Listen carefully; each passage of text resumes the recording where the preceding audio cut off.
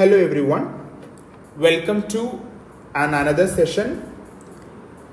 Here I am going to explain some of the key scenarios that has been asked as per the new Cbme curriculum for your professional exams or your university exams.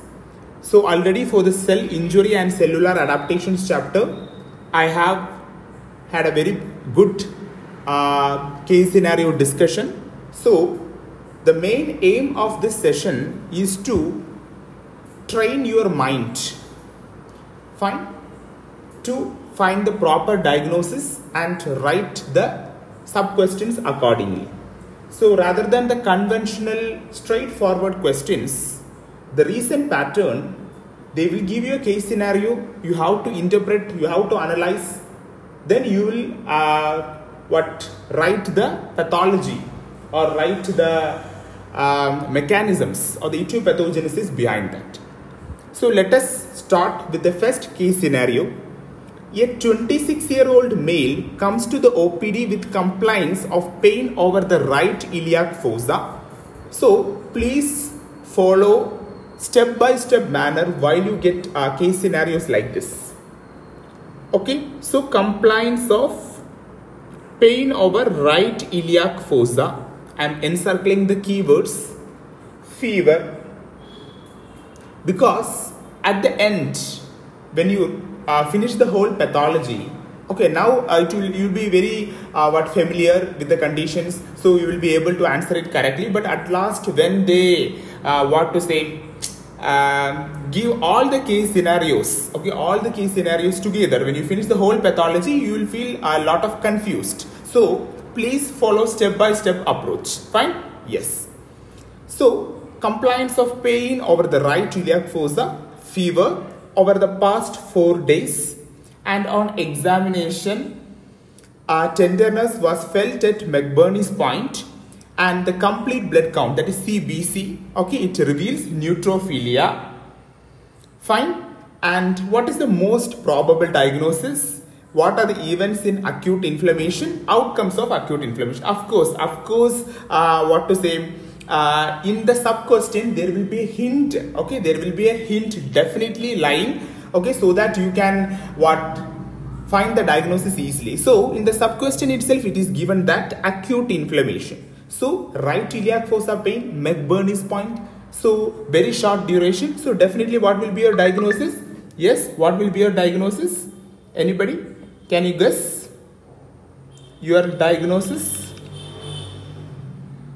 What will be the diagnosis? Yes, it is a case of acute appendicitis. You have to write the correct diagnosis. Then the usual story, you are going to write what are the events in acute inflammation, you are going to write what are the outcomes in acute inflammation. Suppose it is a 10-mark question, okay, you have to explain why it is acute appendicitis. So for this, for this explanations and all, it will be some 3 marks and rest will be 4 and 4 marks. So this is how the marks division.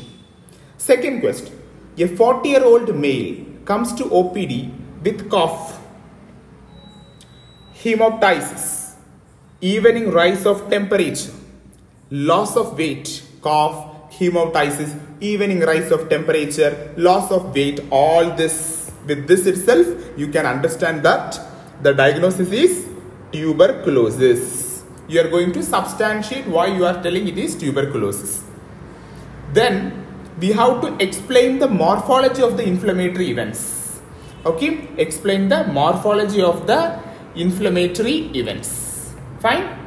Morphology of the inflammatory event. What inflammatory event you are going to explain? You are going to explain about chronic inflammatory event. Okay, chronic inflammation. Fine. Okay.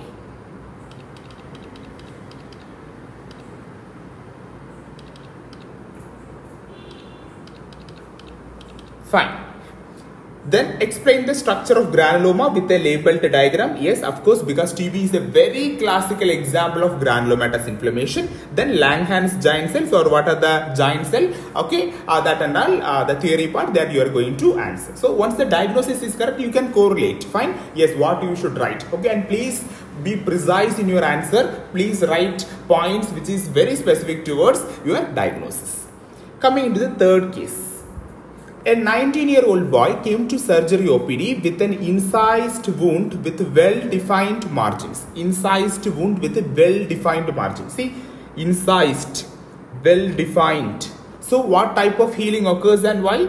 I told you that a well-defined wound, okay, well-defined margin, clean incised wound, always heal by, okay, always heal by primary intention,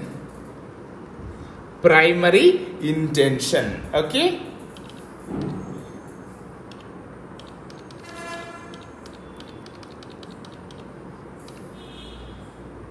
Okay, primary intention. I hope you are clear. Fine, it's a well incised wound. At the same time, okay, I'm just modifying the case scenario. Suppose a 26-year-old male comes to the surgery OPD with a road traffic accident with a crushed wound, okay, and the muscles, everything is exposed. So what will be your answer? Healing by secondary intention. Then you are going to explain what is the process of wound healing. Then you are going to write what is granulation tissue. Remember, it is not granuloma, it is granulation tissue. You are going to write what are the structures forming granulation, and remember, presence of granulation tissue is a very good indicator for healing. Okay, two questions. Okay, modification, primary intention, how it may be. If it is a crushed wound, everything, it will be secondary intention. Fine.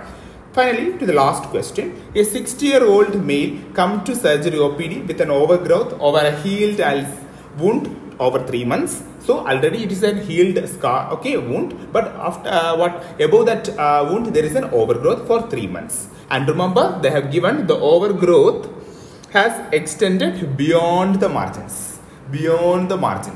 Okay, beyond the margins. So beyond the margins means immediately your diagnosis should be keloid. Okay, immediately it should be, your diagnosis should be keloid. Fine, keloid. So again, same sub question, mechanism of wound healing. Okay, all those you are going to write. Then I am going to explain you sometimes. Okay, it has been asked once, what is the difference between keloid and hypertrophic scar? Okay, keloid and hypertrophic scar. Okay, fine. So you are going to write that. Okay, what is the difference between keloid and hypertrophic scar? So I have put a slide here. Okay, please go through that because it is not mentioned in Robbins. In hypertrophic scar, it will be a raised, okay, linear and a firm lesion, whereas in keloid, it will be a raised, hard and dermal outgrowth. And usually it develops within 3 months of injury. See, that is why I have mentioned 3 months. Okay, for 3 months, within 3 months it will be hypertrophic scar, whereas beyond, okay, 3 months or what to say, like 1 year or something, if it is definitely, it will be keloid. And here it remains within the boundaries, whereas keloid outside the wound margins. That is what I have mentioned very clearly in the case scenario. Then usually it will be like a post-burn injury. Here it will be any type of dermal injury, any type of injury. Here there will be type 3 collagen will be more increased. Here type 1 collagen is increased because, you know, hypertrophic scar, okay, and keloid, all these are the abnormalities in wound healing. Okay, yes. Then it is not associated with pigmented skin, whereas you can see, you know, in Robbins I have seen a very beautiful picture. It will be very darkly pigmented skin. Okay, not commonly familial. It can affect any age. It will regress, whereas the keloid does not regress spontaneously. There will be a strong familial tendency. The patient will complain, yes, in my family also there will be over the scar there is keloid formation. It is common in young age, and remember, it does not regress spontaneously. Again, somewhat more advanced features from Harrison. Collagen bundles will be very thick. Okay, it will be more abundant nodular in case of keloid, whereas it will be usually absent in hypertrophic. The mucinous ground substance and all will be usually very abundant, whereas the foreign body reaction will be frequently present in hypertrophic scar, whereas it will be usually absent in what to say, keloid. Okay, it will be usually absent in keloid, and the fibroblast will be numerous fibroblast in case of hypertrophic scar. Okay, this is an optional one. If you can remember, you just remember, but definitely this table you have to remember. It is very, very important. They may ask as a short note question, differentiate between hypertrophic scar and keloid. That is why I have inserted this slide. So these are the what 4 or to 4, I have what explained some 5 to 6 types of case scenarios which can be asked from in inflammation. Definitely, please read the question carefully. Please use the sub question as the hint, then write the diagnosis correctly, then attend the further sub questions. Fine. Once you've done like this, you won't go wrong in any of the case scenarios. Fine. So I hope things are very clear for you. Okay. Thank you.